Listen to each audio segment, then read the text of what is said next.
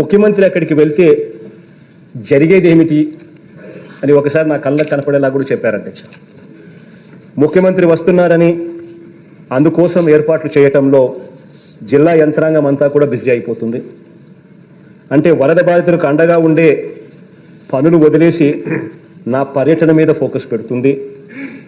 దీనివల్ల సహాయక చర్యలు, సహాయక కార్యక్రమాలు ఆగిపోయి సీఎం చుట్టూ యంత్రాంగం, సీఎం చుట్టూ మీడియా, సీఎం చుట్టూ హడావడి తప్ప పనులు జరగవు అనే ఇదే విషయం అధ్యక్ష అనుభవపూర్వకంగా అధికారులు నాకు చెప్పారు అధ్యక్ష. అధ్యక్ష, ఇది నిజం అనిపించే అధ్యక్ష, నిజంగా నాకు కూడా పోవాలనిపించింది. కానీ నిజంగా వీళ్ళు చెప్పిన ప్రతి మాట కూడా వాస్తవం. ఇది నిజం అనిపించే అధ్యక్ష, నా పర్యటన 4 రోజులు ఆలస్యమైనా కూడా పర్వాలేదని ఆగడం జరిగింది అధ్యక్ష. అధ్యక్ష, పర్యటన ఆగితే నష్టమా లేక సహాయ పనులు ఆగితే నష్టమా అన్నది ఆలోచన చేయవలసిందిగా కోరుతా ఉన్నాను అధ్యక్ష నేను.